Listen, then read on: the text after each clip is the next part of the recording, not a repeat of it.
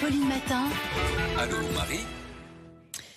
Allô Marie, c'est Loïc qui vous écrit. Il dit: j'ai moins de 40 ans, je n'ai pas de comorbidité. Est-ce que et quand est-ce que je pourrais être vacciné? Et évidemment, on est nombreux comme Loïc à se poser cette question. Alors, il y a un docteur de l'Institut national des sciences appliquées de Lyon qui a mis en ligne un simulateur qui permet d'estimer quand ce sera notre tour. Un simulateur de queue de vaccin pour savoir où on en est dans la queue. Ce simulateur s'appuie sur les chiffres de la Haute Autorité de Santé publique France et de l'INSEE. Alors, j'ai fait le test. Pour moi, j'ai à peu près le même âge que Loïc, 38 ans, sans comorbidité, n'étant pas une professionnelle de santé. Il y a entre 19 et 29 millions de personnes devant moi dans la queue.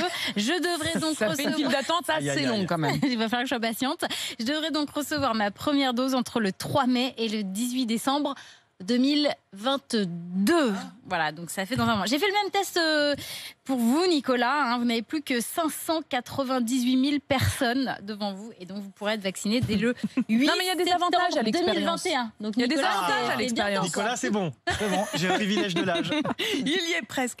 Mais pourtant, Olivier Véran a dit qu'il y aurait 70 millions de vaccinés d'ici fin août. D'ailleurs, j'avais un peu du mal à comprendre parce qu'on est censé être 66 millions de procureurs.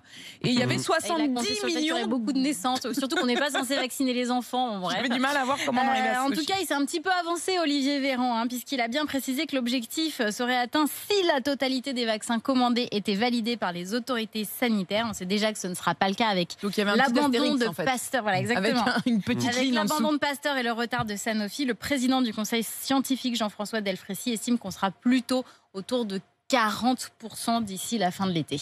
40% de la population vaccinée, dont au mieux.